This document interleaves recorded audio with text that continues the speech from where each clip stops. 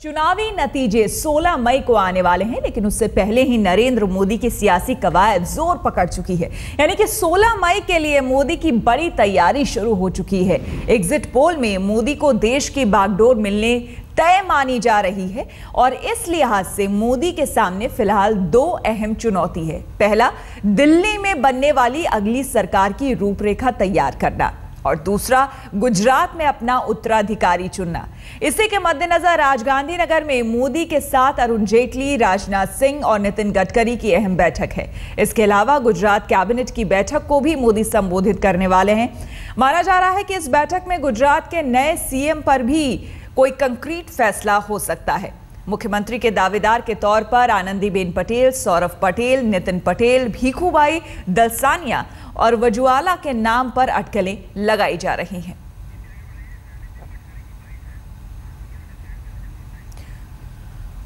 तो हम आपको बता दें कि आज अहम दिन है कई मायनों में, क्योंकि आज तीन रणनीतिकार जो बीजेपी के अहम रणनीतिकार रहे हैं, राजनाथ सिंह, अरुण जेटली और नितिन गडकरी, इन तीनों की मुलाकात होनी है नरेंद्र मोदी से, जो कि भावी प्रधानमंत्री हो सकते हैं। और गांधीनगर में आज शाम मोदी के साथ बीजेपी के शीर्ष नेताओं की होने वाली बैठक को लेकर कई तरह के कयास लगाए जा रहे हैं। हालांकि पार्टी के पूर्व अध्यक्ष नितिन गडकरी और बैठक में हिस्सा लेने वाले नितिन गडकरी ने कहा है कि मोदी बेहद व्यस्त हैं, इसलिए उन्होंने दिल्ली में मुलाकात ना करके दल के बाकी नेता को गांधीनगर, इसलिए वहां पर वो लोग पहुंच रहे हैं। क्या कुछ कहा है उन्होंने, आइए सुनते हैं। नितिन जी, एक मैसेज जा रहा है कि आप लोग सब गांधीनगर जा रहे हैं। गांधीनगर बैठकों का दौर शुरू हो गया है। पार्टी अध्यक्ष दिल्ली में हैं, तमाम लोग दिल्ली में हैं। अब नरेंद्र मोदी यहाँ आने के बजाय पहले वो यहाँ आते थे, अब दिल्ली। एक बात समझ लीजिए, उन्होंने मुझे खुद कहा कि नितिन, मैं खुद दिल्ली आता, पर मैं अभी अहमदाबाद में, वो भी अपना आखिरी काम पूरा सब कर रहे हैं, वहाँ बहुत थे, तो क्या करना, कैसे बैठना। तो मैंने कहा आप चिंता मत करिए, हम आते हैं, रात का भोजन आप क्या करेंगे। अब इसमें मुझे बताइए, नरेंद्र मोदी हमारे घर पर आते हैं, मेरे घर पर आते हैं, नारायण जी के घर पर आते हैं, अडवाणी घर पर जाते हैं, क्या हमारे बीच में हम एक दूसरे के घर जाते हैं, उसमें तो कोई मान सम्मान नहीं होता। आप ऐसा अर्थ क्यों निकालते हैं। आज हम उनके साथ खाना खाएंगे अहमदाबाद आकर, कल ना दिल्ली आएंगे तो हमारे घर पर खाएंगे।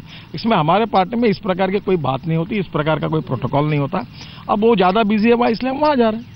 ये कहा जा रहा है कि टेक्नोक्रेट्स को लाया जा रहा है, मंत्रालय सौंपे जाएंगे, उनका उपयोग किया जाएगा।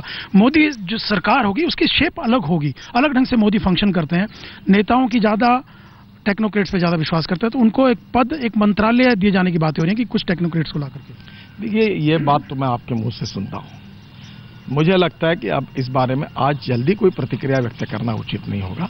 इस देश के विकास के लिए, देश के भविष्य को बदलने के लिए पार्टी में किसका सहयोग लेना चाहिए, आगे कैसे जाना चाहिए, इस बात का विचार पार्टी भी करेगी और नरेंद्र भाई भी करेंगे और हम सब लोग मिलकर उनको सुझाव भी देंगे। और देश के हित में आगे जाने के लिए जो जो चीज़ें आवश्यक है वो निश्चित रूप से करेंगे, क्योंकि वो देश के भविष्य को बदलना चाहते हैं। गाँव, गरीब, मजदूर, किसान का कल्याण करना चाहते हैं। आज की आर्थिक स्थिति है, सुरक्षा की स्थिति है, इसको बदलना चाहते हैं। इतना तो जरूर है कि नरेंद्र मोदी की जो सरकार होगी उसकी शक्ल सूरत कुछ दूसरे सरकारों से अलग होगी। चाहे अटल की सरकार हो, तो कहीं ना कहीं ये अलग, तो बात तो ऑब्वियस है। ये पार्टी विथ ए डिफरेंस हमने कहा है। कांग्रेस में और हमारे में बहुत ज्यादा फर्क है। हम निश्चित रूप से, ये जो मालक मालकिन वाली सरकार हमारी नहीं रहेगी। नहीं, अटल जी की सरकार से तो अलग होगी। देखो, अटल जी की विरासत को लेकर हम आगे जा रहे हैं, इसीलिए हमने कहा है कि हमारी मेजोरिटी रहे न रहे, जो भी हमारे साथ आना चाहते सबको हम साथ में लेकर चलेंगे। और मोदी जी ने ही फेडरल कैरेक्टर जो कॉन्स्टिट्यूशन का, इसके ऊपर हर बार आवाज उठाया। और जब केंद्र की कांग्रेस सरकार विपक्षी सरकारों के साथ अन्याय करती थी, तब मोदी जी ने कहा कि नहीं, फेडरल कैरेक्टर पर हमारा विश्वास है और हम जहां हमारे विरोधी भी सरकार है, चाहे कांग्रेस की हो और छोटी मोटी बड़ी पार्टियों की हो, उनके सबके साथ न्याय होगा और सबको समान अवसर और संधि मिलेगी और सबका बराबर विकास होगा। यही सूत्र लेकर हम। और इस वक्त हमारे साथ दो संवाददाता हमारे साथ जुड़ गए हैं। दिल्ली से अशोक सिंघल हमारे साथ जुड़ गए हैं और साथ ही गांधीनगर से हमारे साथ जुड़ गई हैं गोपी घांगर। सबसे पहले गोपी के पास चलते हैं। गोपी, आज गांधीनगर में, क्योंकि जो दिल्ली की सियासत है एक तरह से वो आज शिफ्ट होने वाली है गांधीनगर में, कई अहम फैसले लिए जा सकते हैं, क्योंकि बीजेपी के तीन अहम रणनीतिकार जो रहे हैं वो गांधीनगर आने वाले हैं। नरेंद्र मोदी से मुलाकात होने वाली है। आपके पास क्या कुछ जानकारी, कब तक ये लोग पहुंच रहे हैं और क्या क्या वो अहम मुद्दे हैं जिन पर आज चर्चा होगी और क्या क्या बातें हैं जिस पर शायद आज फैसला हो जाए।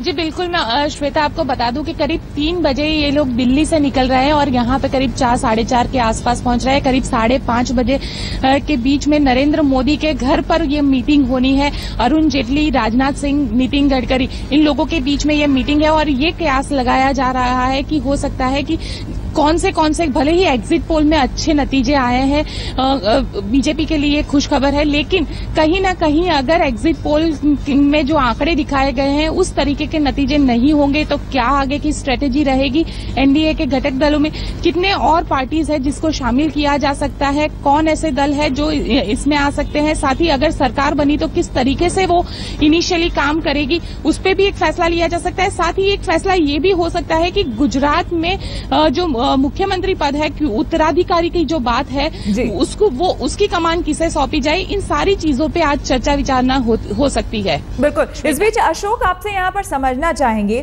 कि अगर बहुमत मिल जाता है तब तो चलिए कोई बात ही नहीं है, लेकिन उस स्थिति में जब बाहर से और दूसरे किसी का सहयोग लेना पड़े, दूसरी पार्टियों का सहयोग लेना पड़े, ऐसी स्थिति में किस तरह की स्थिति एनडीए के सामने, बीजेपी के सामने खास तौर पर उभर सकती है? क्योंकि जहां तक मायावती की बात है या फिर तृणमूल कांग्रेस की बात है, इन पार्टियों ने पहले ही अपना रुख साफ कर दिया है, लेकिन देखा गया है राजनीति में कि राजनीति ऐसी चीज है कि यहां रिश्ते बनते बिगड़ते देर नहीं लगते हैं। तो क्या संभावनाएं लगती हैं आपको? देखिए, बीजेपी आश्वस्त तो है कि उनको बहुमत मिलेगा, संख्या बल ज़्यादा जरूरत नहीं पड़ेगी, लेकिन उसके बावजूद भी बीजेपी ये एक्सरसाइज करने में लगी हुई है। आज नरेंद्र मोदी के पास जो जा रहे हैं तमाम मुद्दों पर बातचीत होगी, पॉसिबल अलाइज कौन कौन से हो सकते हैं, किन से बात की जा सकती है, तो ये तमाम चीज़ें मान के चल रहे हैं। ये बैठकों का दौर, कल से नितिन गडकरी भी लोगों से मिले हैं, तमाम बड़े नेताओं से, तो उस पर भी चर्चा होगी। जैसे बीजेडी की तरफ से संकेत आए हैं कि कुछ कंडीशन के साथ वो समर्थन दे सकते हैं। जयललिता के साथ अच्छे संबंध नरेंद्र मोदी के रहे हैं, तो उसके ऊपर नजरें हैं। उधर जगन मोहन रेड्डी है, तो तमाम एलाइज या छोटे छोटे दल जिनके पास 2 या 3 एमपी आने वाले हैं, इन तमाम लोगों से बातचीत ये लोग नजर रखे हुए हैं कि जरूरत पड़ने पे इनसे संपर्क किया जा सकता है, इनको शामिल किया जा सकता है। नितिन गडकरी ने भी बात कही कि एनडीए में जो शामिल होना चाहते हैं उनका स्वागत है, लेकिन सबसे बड़ी बात ये जो गांधीनगर में आज बैठक होने वाली है, कैसे सरकार की फॉर्मेशन होगी, कैसी शेप होगी सरकार की, और अडवाणी और जोशी का सबसे बड़ा सवाल है। नितिन गडकरी इसमें महत्वपूर्ण भूमिका निभा रहे हैं, तो उनको क्या रोल दिया जा सकता है, इन तमाम चीजों पर बातचीत हो रही है। लेकिन सबसे बड़ी बात श्वेता ये है, सुषमा स्वराज नहीं जा रही है। जी बिल्कुल बिल्कुल, इस बारे में और जानकारी आपसे लेंगे। अशोक, आप बने रहे हमारे साथ, और गोपी आप भी हमारे साथ बने रहे। लेकिन इस बीच आपको बता दें कि आज गांधीनगर में नरेंद्र मोदी दिल्ली में सरकार बनाने की रणनीति तैयार करेंगे। राजनाथ सिंह, नितिन गडकरी और अरुण जेटली के साथ मोदी की बैठक है। चुनावी नतीजे के बाद के हालात पर इस बैठक में चर्चा की उम्मीद है। साथ ही अटकलें हैं कि केंद्र में बीजेपी की सरकार बनने की स्थिति में वरिष्ठ नेता लाल कृष्ण आडवाणी की क्या भूमिका होगी, इस पर भी चर्चा हो सकती है। केंद्र में बीजेपी की सरकार बनी तो आडवाणी का क्या होगा? वरिष्ठ नेता लालकृष्ण आडवाणी को क्या जिम्मेदारी मिलेगी? तमाम एग्जिट पोल की माने तो दिल्ली में एनडीए की सरकार बन रही है। 16 मई को अगर यही तस्वीर रही तो बीजेपी के प्रधानमंत्री पद के उम्मीदवार नरेंद्र मोदी पीएमओ में विराजेंगे। वैसे तो पार्टी ने नरेंद्र मोदी को पीएम पद का उम्मीदवार बनाकर तस्वीर साफ कर दी थी कि सरकार बनने की सूरत में प्रधानमंत्री मोदी ही होंगे, लेकिन यक्ष प्रश्न ये है कि पार्टी के वरिष्ठ नेता लालकृष्ण आडवाणी का क्या होगा? नई सरकार में उनकी कोई भूमिका होगी या नहीं? बीजेपी के अंदर इस पर माथापच्ची चल रही है। खुलकर कोई कुछ नहीं बोल रहा है, लेकिन इतना साफ है कि पार्टी आडवाणी के सम्मान में कोई कमी करते नहीं दिखना चाहती। लिहाजा गडकरी ने रास्ता निकालने के लिए सबसे पहले भैयाजी जोशी से फोन पर बात की, जिसके बाद गडकरी ने सीधे आडवाणी को फोन लगाया। आडवाणी से बात करने के बाद पार्टी अध्यक्ष राजनाथ सिंह को फोन किया। चर्चा है कि लालकृष्ण आडवाणी को सोनिया गांधी की तरह एनएससी के चेयरपर्सन की कमान दी जा सकती है, लेकिन चेयर में यूपीए के चेयरपर्सन जैसी ताकत नहीं होगी। पहले संघ विरोध और फिर मोदी विरोध के बाद अब ये लगभग तय हो गया है कि मोदी की अगुवाई में बनने वाली सरकार में उन्हें कोई बड़ा पद नहीं मिलेगा। आडवाणी जी की भूमिका क्या आप पार्टी के भीतर एक सलाहकार की भूमिका रह गई है? आप फिर से आप रॉन्ग एड्रेस पे क्वेश्चन पूछ रहे हो। बहुत सम्मानित नेता है, उनको क्या दायित्व रहेगा वगैरह पार्टी के लोग तय करेंगे, आडवाणी जी स्वयं तय करेंगे और पार्टी तय करेगी। दरअसल आडवाणी की तकलीफ ये है कि वो जूनियर के नीचे काम नहीं कर सकेंगे और मोदी उन्हें वरिष्ठता अपनी मर्जी से देंगे नहीं। हालांकि आडवाणी पार्टी से कुछ मांग भी नहीं रहे हैं। इससे पहले गुजरात के मुख्यमंत्री से बीजेपी के प्रधानमंत्री पद के उम्मीदवार बनने तक की कहानी में मोदी को आडवाणी का समर्थन नहीं मिला। आडवाणी मोदी को कमान दिए जाने के खिलाफ रहे, लेकिन पार्टी और संघ ने आडवाणी की एक न चलने दी और मोदी के नाम पर एक के बाद एक मुहर लगाते गए। संसदीय दल ने यह फैसला किया है कि श्री नरेंद्र मोदी को आगामी लोकसभा चुनाव के लिए प्राइम मिनिस्ट्रियल कैंडिडेट के रूप में प्रोजेक्ट किया जाए। आडवाणी लोकसभा चुनाव मध्य प्रदेश की राजधानी भोपाल से लड़ना चाहते थे।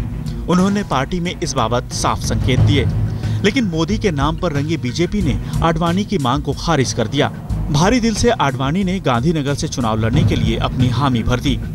आडवाणी जानते थे कि मोदी का विरोध करेंगे तो गांधीनगर सीट भी बचाना मुश्किल होगा, लिहाजा प्रचार के दौरान मोदी का नाम लेते दिखे।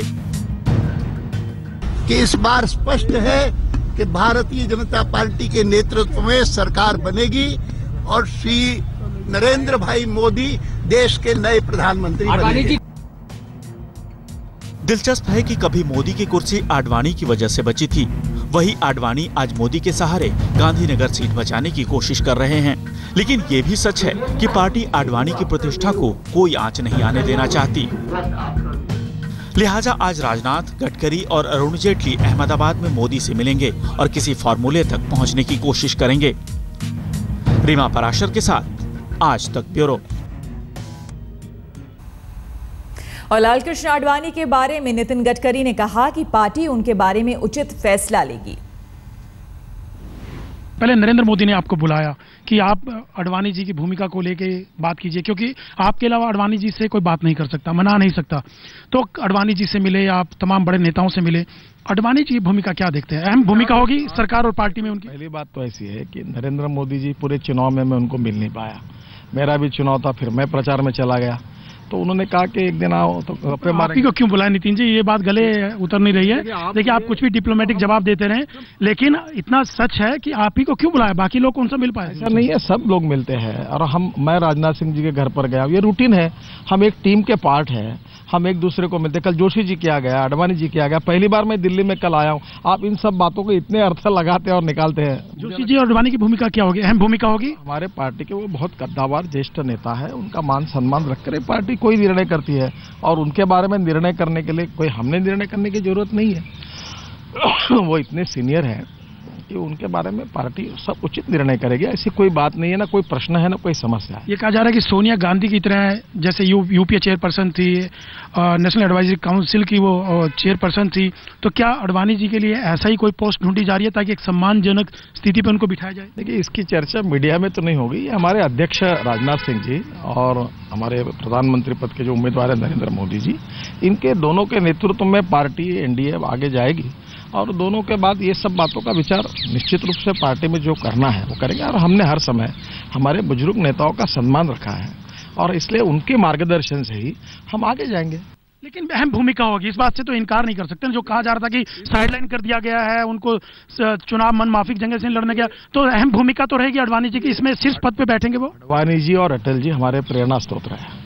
हमारे घरों में एक तरफ श्यामा प्रसाद मुखर्जी और दीनदयाल उपाध्याय जी के जैसे फोटो है, वैसे अटल जी आडवाणी का है। वो हमारे संस्थापक है, उनको अलग थलग करने कोई प्रश्न ही उद्भुत नहीं। उनसे प्रेरणा लेकर, उनसे मार्गदर्शन लेकर नरेंद्र मोदी हम लोग सब लोग काम करते हैं। आपके मन में ऐसा क्यों आता है? जो बात नहीं हो रही वो आप क्यों लोगों के पास जाकर पहुंचाने की कोशिश करते हो? सम्मानजनक उनको पद दिया जाएगा आडवाणी जी की आवश्यकता ही नहीं है। आडवाणी जी का मान सम्मान प्रतिष्ठा इस पार्टी में, इसके बारे में कोई सवाल ही नहीं उठता। वो हमारे नेता है, हमारे मार्गदर्शक है।